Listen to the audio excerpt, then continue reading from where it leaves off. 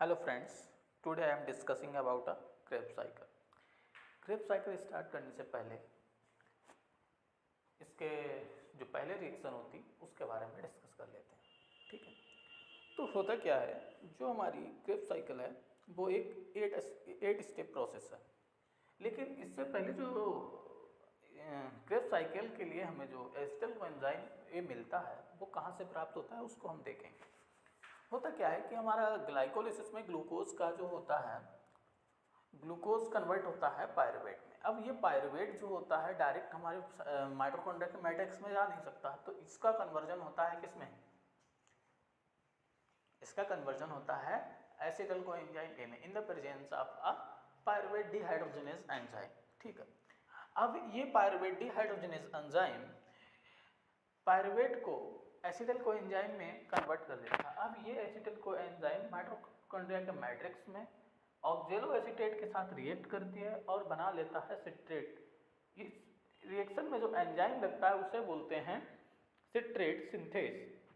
और इस रिएक्शन को अगर हम बात करें केमिस्ट्री के हिसाब से तो इसे पार्किन कंडेंसेशन रिएक्शन बोलते हैं। ठीक है, पार्किन कंडेंसेशन रिएक्शन बोलते हैं, ये याद रखना। आईआईटी में या अदर एग्जाम्स में पूछा जा सकता है कि जो क्रेब्स साइकिल है उसकी जो पहली रिएक्शन होती है उसे हम पार्किन कंडेंसेशन रिएक्शन इसलिए बोलते हैं क्योंकि वहाँ पे कार्बन कार्बन का जो एल्डिहाइड और कीटो ग्रुप है वो आपस में कंडेंस्ड होते हैं। ठीक है, तो इसलिए इसे हम पार्किन रिएक्शन बोलते हैं। अब after this the second reaction is converted citrate into isocitrate by the enzyme presence of enzyme aconitase।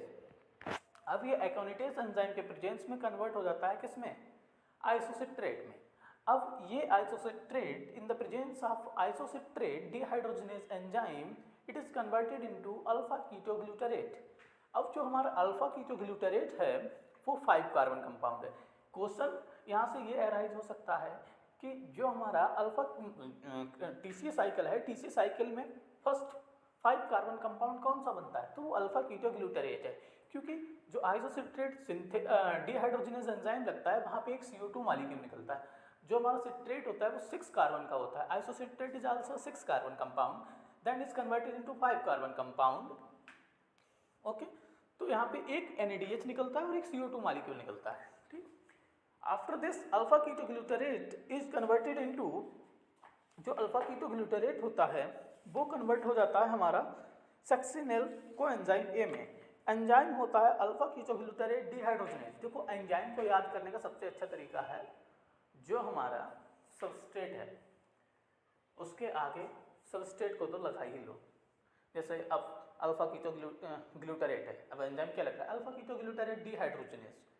Isocitrate है, एंजाइम क्या लग रहा है? Isocitrate dehydrogenase. ठीक, तो हम अपने स्टेप पे आते हैं। तो हमारा क्या है कि alpha ketoglutarate is converted into a succinyl coenzyme A in the presence of alpha ketoglutarate dehydrogenase. अब यहाँ पे भी डिहाइड्रोजनेज एंजाइम लगा है तो यहाँ पे एक CO2 मॉलिक्यूल निकलता है और क्या होता है, एक CO2 मॉलिक्यूल निकलने के साथ साथ यहाँ से भी एक हमारा NADH निकलता है। तो हमारे पास सक्सिनेल कोएंजाइम ए जो है वो 4 कार्बन कंपाउंड है and then succinyl coenzyme A is converted into a succinate। ठीक है, एंजाइम यहाँ पे लगता है सक्सिनेल कोएंजाइम ए सिंथेटेज। अब सिंथेटेज की जब बात होती है तो सिंथेटेज में हमारे ATP निकलता है। ठीक है, तो यहाँ पे क्या बना? ATP बना हमारा। ठीक है, अब यहाँ पे हमारा क्या लगा? ATP बना है। एक ATP भी बन सकता है और यहाँ पे ये ATP GTP में की फॉर्म में भी मिलता है देखने को। ठीक है, तो पहली जो रिएक्शन है, अगर यहाँ से क्वेश्चन बनता है कि फर्स्ट रिएक्शन या which reaction is generate substrate level phosphorylation in a TCA cycle, तो वो हो जाएगी हमारी जब हमारा succinyl coenzyme A is converted into a succinate and the presence of enzyme succinyl coenzyme A synthetase. ठीक है, अब ये सक्सिनेट जो है वो कन्वर्ट होता है फ्यूमरेट में। ये सक्सिनेट कन्वर्ट होता है फ्यूमरेट में, एंजाइम लगेगा सक्सिनेट डिहाइड्रोजनेज। अब यहाँ पे FADH निकलता है ना कि NADH। यहाँ पे क्या निकलता है? FADH। ठीक है, तो यहाँ पे क्या हुआ, यहाँ पे ये सक्सिनेट हमारा फ्यूमरेट में कन्वर्ट हो गया इन the presence of a succinate dehydrogenase enzyme. After this जो हमारा सक्सिनेट डिहाइड्रोजनेज एंजाइम के फ्यूमरेट बना है, अब फ्यूमरेट जो होगा वो कन्वर्ट हो जाएगा हमारा फिर से किस में? मैलेट में। अब एंजाइम यहाँ पे क्या लगेगा, फ्यूमेरेज। ठीक है, ये एक टाइप का बोल सकते हैं आइसोमराइजेशन रिएक्शन है। ठीक है, तो हमारा क्या हुआ, फ्यूमारेट मेलेट में कन्वर्ट हो गया। ठीक, अब आफ्टर दिस ये मेलेट कन्वर्ट होता है ऑक्जेलो एसीटेट में in the presence of enzyme malate dehydrogenase, और यहाँ पे भी एक NADH निकलता है, यहाँ पे CO2 नहीं निकलती है। ठीक है, तो जो हमारी दो रिएक्शन होती हैं उसमें CO2 निकलती है। अगर क्वेश्चन पूछ रहा है विच reactions release CO2 in a TCA cycle, तो दो रिएक्शंस में हमारी CO2 बाहर निकलती है। First reaction is that when the converted isocitrate into a alpha ketoglutarate, and the second reaction is that alpha ketoglutarate is converted into a succinyl coenzyme A। तो यहाँ से हमारी CO2 निकलती है। अब क्वेश्चन ये आता है कि how many NADH is released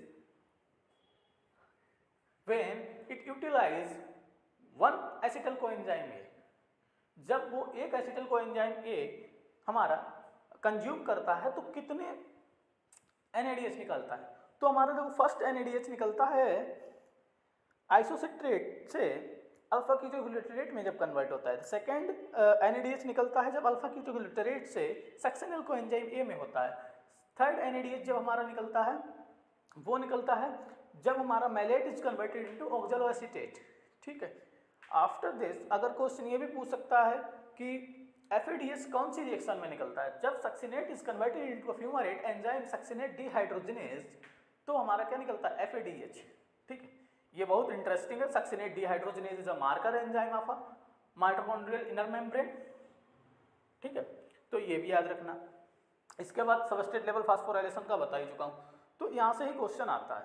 अब जैसे कि हम बात करते हैं जो सक्सिनेट डिहाइड्रोजनेज है इसको कौन इनिबिट करता है, इसका इनिबिटर पूछा जा सकता है, तो वो होता है मेलोनेट। तो the reaction is when succinate is converted into fumarate, the enzyme is succinate dehydrogenase, which inhibitor is inhibit this, तो एंजाइम हो जाएगा मेलोनेट, वो इनिबिटर हो जाएगा मेलोनेट। ठीक है, तो please like and subscribe my channel. हमने क्रेब्स साइकिल का रिवीजन किया है अच्छे से, आगे हम और सारी साइकिल्स का भी रिवीजन करेंगे। अभी हम ग्लाइऑक्सिलेट साइकिल, फोटो रेस्पायरेशन, इन सब के बारे में बात करेंगे।